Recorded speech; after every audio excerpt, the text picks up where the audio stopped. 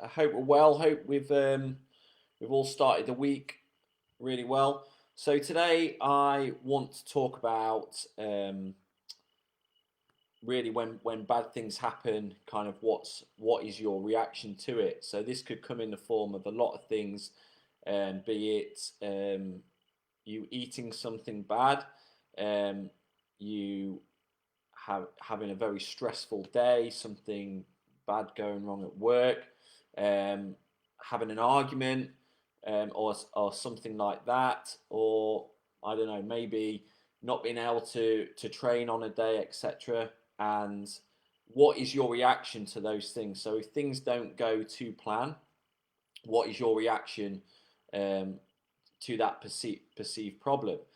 And what I'm finding more and more with people is that their reaction is the reason why they've ultimately gone off track, not the initial problem. So, for example, someone's had a stressed day at work, which is going to happen. Okay, there's just no getting away from that. Now, obviously, everyone's working at home at the minute, so the stress level is likely to increase not just through work, but in the fact that you're trying to find a balance between making sure you justify your work while at the same time looking after kids, etc. But you have a stressful day for whatever reason. Now, that isn't going to be the cause of you making bad decisions from that point. What is going to be the cause of you making the bad decision is your reaction to that stress. So, how are you going to deal with that stress? Are you going to deal with that stress by saying, well, I've deserved a drink today, so I'm just going to have a drink of alcohol, or I can't be bothered to track my food today because of the situation I've been put in through work. So you can see here, it's um, not the um, not the problem that's the cause; it's your reaction to it. Okay, so you've got to understand that how you are able to the decision making you can make from there can either make you or it can break you from that point.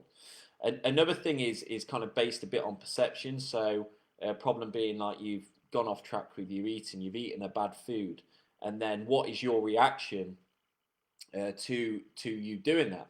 And normally, what we find is people's reaction is, "Oh, screw it! I'll just put this day or this week um, down to experience, and I'll go off the charts and I'll just eat what I want." And that is your reaction to eating a perceived bad food or a food that's not in your diet plan.